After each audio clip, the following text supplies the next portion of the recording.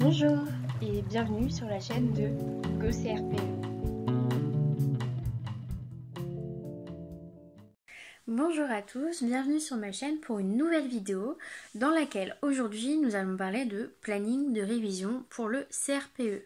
Je sais que faire un planning c'est quelque chose d'assez compliqué et qui dépend vraiment des gens. Un planning va vraiment être personnel à chacun, selon les contraintes de chacun, et n'est donc pour ces raisons-là pas du tout facile à construire et encore moins à s'y tenir.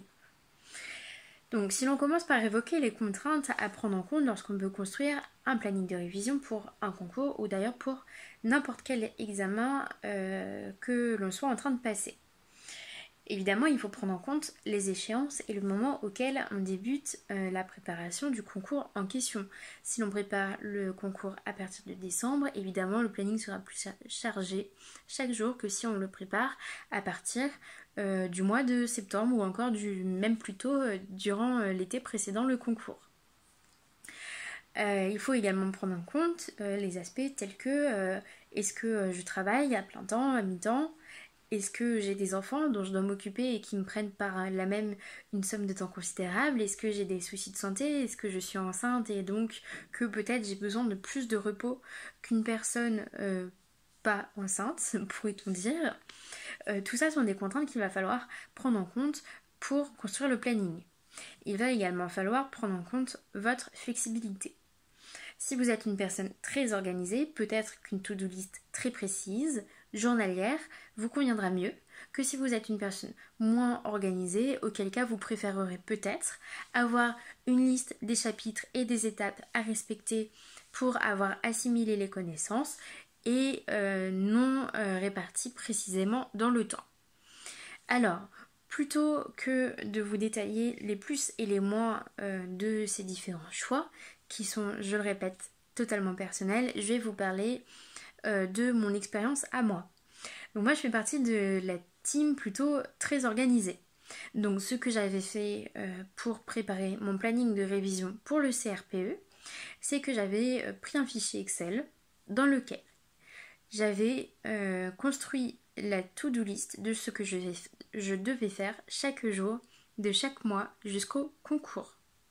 Alors évidemment, et ça c'est très important pour votre propre planning, il faut prévoir des journées moins chargées que d'autres et même des jours off. Et sur ces jours off, il ne faut pas tricher et se forcer vraiment à prendre du repos parce que c'est très important et on ne s'en rend pas assez compte, surtout en septembre, octobre quand on est hyper motivé. Mais le concours, ça prend énormément d'énergie et trop travailler dès le début, ça a tendance à provoquer des petits coups de mou, notamment au mois de janvier, de février, quand l'hiver est là, quand on voit les écrits approcher et qu'on se dit qu'on n'est pas prêt. Donc vraiment, premier gros conseil de cette vidéo, placez-vous des jours off dans votre planning. Alors, pour le contenu de mon planning, ce que j'avais fait, c'est que j'avais pris mes livres de français, de maths pour les écrits, et j'avais découpé les chapitres selon leurs différentes parties. Donc dans mes livres, j'avais une partie auto-évaluation, une partie cours, une partie exercice d'application, une partie exercice plus avancé. Donc du coup, en fait, chaque chapitre était découpé en à peu près 5 parties que je répartissais sur les soirs. Donc si vous avez un planning précis à ce point-là, c'est intéressant de répartir les chapitres sur ces différentes soirées.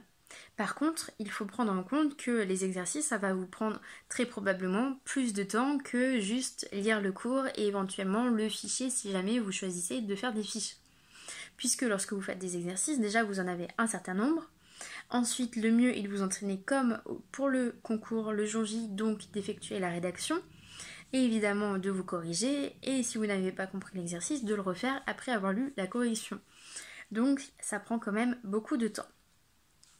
Dans le planning, également très important, il faut, selon moi, démarrer la préparation des oraux et notamment du dossier professionnel dès le début de l'année. La matière connaissance du système éducatif en particulier, pour moi, relève vraiment d'une culture générale du système éducatif. Sauf que la culture générale, comme chacun sait, c'est assez infini. Donc même si certains thèmes reviennent, L'actualité change et par là même cela fait de plus en plus de connaissances à acquérir pour cette matière, donc il ne faut surtout pas la négliger, de la même façon que l'EPS qui est souvent assez flou pour nous quand on passe le concours pour la première fois et qu'on n'a jamais mis les pieds dans une classe depuis plus d'une dizaine d'années. Et de la même façon que le dossier professionnel, puisque pareillement dans les textes, les consignes pour le réaliser peuvent être assez floues et donc qu'il peut être assez compliqué de savoir comment s'y prendre, quelles étapes suivre et comment le réaliser.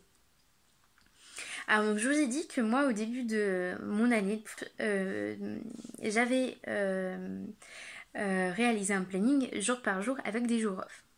Alors il faut savoir que en fait j'ai tenu 2 mois, jour par jour, et au final, avec tous mes imprévus, notamment au niveau du travail, avec le travail rajouté puisque je suivais une préparation privée, un planning jour par jour ne me convenait pas. J'ai donc modifié mon fonctionnement et ce que j'ai fait, c'est que j'ai repris ma répartition par chapitre et par partie de chapitre pour les répartir mois par mois. Donc en fait, pour chacun des mois, j'avais dans mon fichier Excel toujours, ça m'a paru le plus pratique pour faire un planning, la liste des chapitres que je devais faire en ligne. Et en colonne, j'avais auto-évaluation, cours, exercice d'application, exercice d'approfondissement. Et du coup, je générais un pourcentage d'avancement. Donc évidemment, on peut se contenter de mettre une croix, mais moi j'aime bien les choses précises et carrées. Ce qui me permettait de savoir où est-ce que j'en étais et donc de voir si j'avais suffisamment avancé ou pas durant le mois. Donc au final c'est ce que j'ai fait et qui a fonctionné. Surtout que pour suivre mon avancement c'était plus facile aussi pour rajouter des choses. Parce que quand on arrive au mois de février-mars, on se dit parfois, ou du moins certaines personnes peuvent se dire qu'elles ont envie de faire plus d'annales, de concours. Donc du coup j'ai rajouté des lignes. J'ai voulu rajouter des lignes pour me forcer à lire des livres pédagogiques, notamment sur la différenciation, comme j'avais pu le montrer dans une de mes vidéos précédentes. Donc du coup c'est le choix que j'ai effectué. Donc en résumé, les gros conseils pour le planning, c'est pensez à vos contraintes avant de réaliser votre planning, comme ça il sera plus facile à tenir. Pensez à vous accorder des jours off et même plusieurs jours off d'affilée si jamais vous le pouvez. Et également, révisez les oraux dès le début. Appuyez-vous sur vos livres pour déterminer le contenu de votre planning. Plus votre planning est précis, plus c'est facile de voir comment vous avancez et surtout ce qu'il vous reste à faire. Si vous notez juste maths, semaine par semaine, vous allez avoir des difficultés à voir qu'est-ce que vous aurez oublié de réviser avant les écrits. Donc essayez, même si vous ne suivez pas des livres ou une prépa en particulier, récupérez un sommaire de livres pour connaître la plupart des thèmes abordés aux épreuves du CRPE. Listez-les et programmez-les dans le temps pour vous aider à construire votre planning. Voilà, si j'ai le temps, je vous ferai un petit article avec le planning que j'ai suivi du coup mensuel vu qu'il a mieux fonctionné pour moi sur mon blog, donc n'hésitez pas à aller le voir. Et puis comme d'habitude, n'hésitez pas à vous abonner, à commenter la vidéo ou à la liker si ça vous a plu. Voilà, à bientôt. Allez, abonne-toi.